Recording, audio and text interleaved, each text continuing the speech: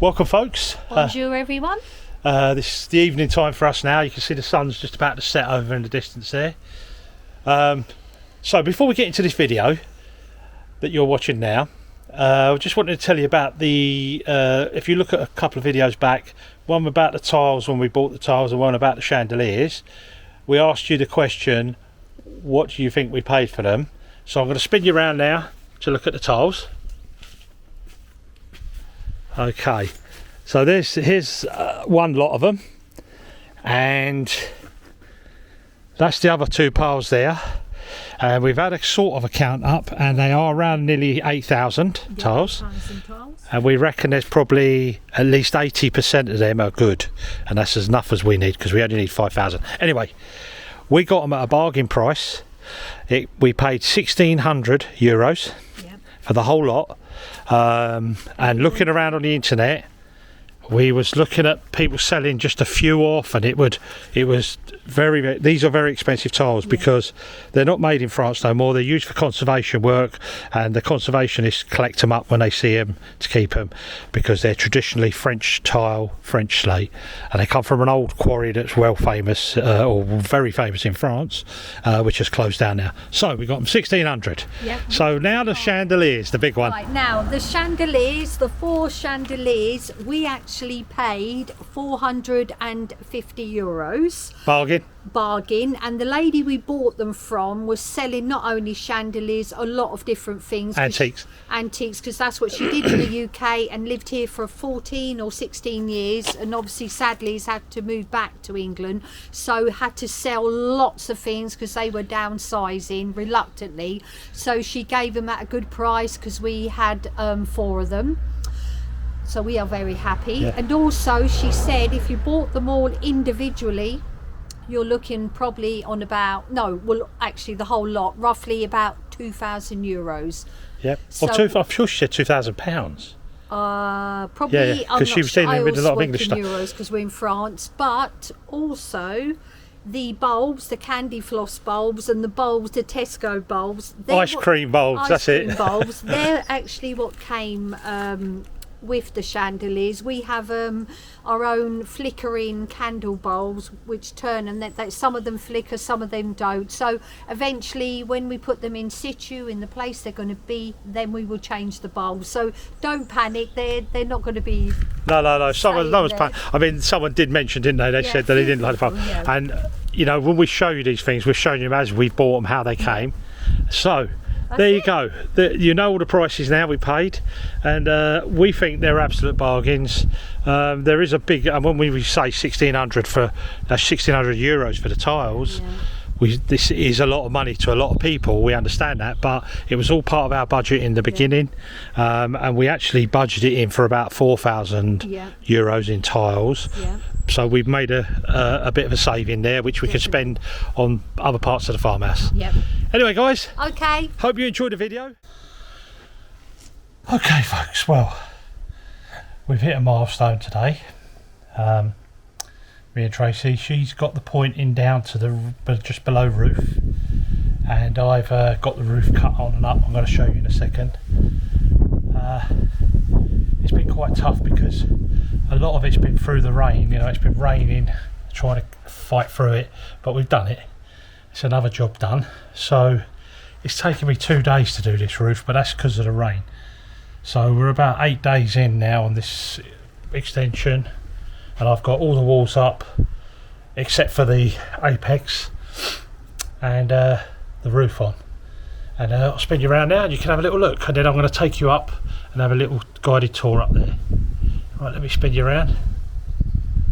Okay, so you can see I've got all the principal rafters in. They're lovely and heavy duty. They're just over 2 inches thick and 6 inches wide. Let's give that in metric. It's about 54 mil by 150 mil roughly. So let me explain what I've done over here. So what we got now, let's just start from the beginning. So we've got a ridge board that goes into the wall, and it goes in 175 mil, which is specified, but that's That's 7 inches roughly in English or American. Sorry for the sun.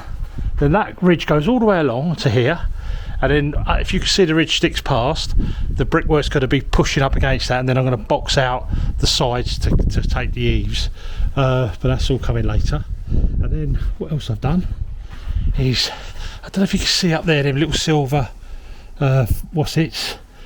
they're coach screw bolts, and they're 6 inches and 1/2 inch thick, and they go into the wall into really heavy duty plugs, and they stop any movement on that wall there, and especially this corner here, because this is our weakest corner really.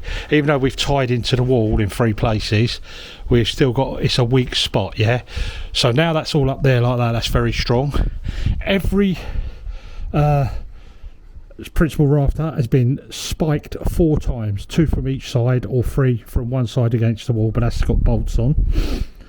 Now the next job here is, when it gets a bit dark, I'm going to set the laser level on that timber there, and I'm going to fire a laser over and get all this where the collar's going to go. The collars are going across and they're going to create the ceiling, but it's also going to create a route for our wiring for the lighting. But anyway, let's take you up and I'll show you what it looks like from up there. Okay, here we are. So we're up on the scaffold here on the outside, and you can see the rafters laid in their positions, opposing each other all the way through. Okay, these are little things you have to do when you're doing carpentry. Also, you want lovely tight joints on your seating cuts. So if you come down here, nice joints on there, plenty of seating area, and then you don't really want to go past your bottom of your wall plate because you start interfering your brickwork. And then we've got our coach bolts in there. Now, as you can see, Tracy's done an absolutely wonderful job on the pointing. So we're pointed all the way down to below the roof now, and she's done a wonderful job. Bloody hell, my arm's shaking. I'm so tired. I'm absolutely shattered. I think I need some food as well. But look, it looks wonderful, doesn't it? The pointing. And that's a really tricky pointing to do, because let's stand back and get a better view. It's a very tricky pointing because it's tiny. It's small stones everywhere, so it takes a lot of time. It's taken Tracy a good couple of, well, 2.5 days I think she spent on that, which is quite a lot of time. Anyway, so that's that. And then what else am I going to show you? I'm going to show you one other thing. Remember we was working to lines. We'll show you over that side. Sometimes you won't see the line on this side, it's on the other side. It just depends how it was laying down on the bench when I set it up. But you can see the lines how they meet, and your plumb cuts, see how tidy they are, right? And every edge I've hit with a plane. I've chamfered it before it came up here. I gave it chamfer, so that's why you see that nice crisp connection, yeah? And the same on this side. Let me crack over here. So you've got lovely tight joints. It's a bit easier to see it from here, look. So we're on this line here, and they meet up quite nicely. I mean, you've got 3 or 4 mil play if you like, but try and get it as close as possible. Nice, clean, fitting, full-on seated joints. That's the important thing. In the old days, when I say the old days, I'm going by before the war, Second World War. They always used to leave their ridges high. Okay, and there was a reason for that. They used to have single batten, this is in England, single batten, and then they used to put spikes in here, and then they used to put their ridge caps over the tiles, so the tiles would come up to here and then the ridge caps would go on, and then it had somewhere for the cement to adhere to. But you see a lot of carpenters now, they cut these flush, these ridges, and they leave the waste hanging down below, but you don't need it, it's just wasted. You might as well utilise that there. And then, like I say, big coach screws in there, 1/2 inch thick, and that's pretty much it really. As you can see along there, all nice seated joints all the way through. Happy days. Roof's on. It's as solid as a rock, but it's wood. And now I can get the collars in. It'll only take me about 2 or 3 hours. I'll get all them in. Let me come over here. Sorry for the camera work. yeah, once I get all the collars in, which I'll probably start tomorrow, then I can start felt and battening this, get it covered, so we're watertight inside, and then I can start the tiling on top and get the tiling done, and then that's the outside done. The other thing I want to say, oh yeah, that's right, if you look down here, sound Italiano, eh? If you look down here, this is the fascia cut, goes all the way through, okay, and then you've got the soffit cut which is underneath. The soffit comes up, fascia hangs down, and it's all done before it comes up. If you do your measurements accurate, it comes out accurate.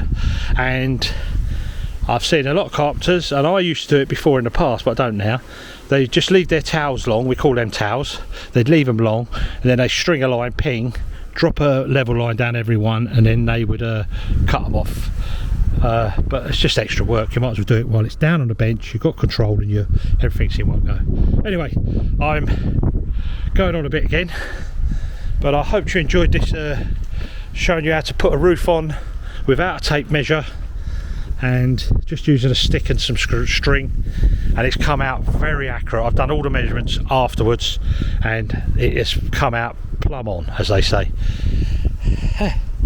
If you see over there where the downpipe is, Tracy hasn't done that bit yet, but she's going to do it because we now can clear all the scaffold away and everything out of the way, and we can put a ladder up there with what we call a standoff, and she's going to go up there.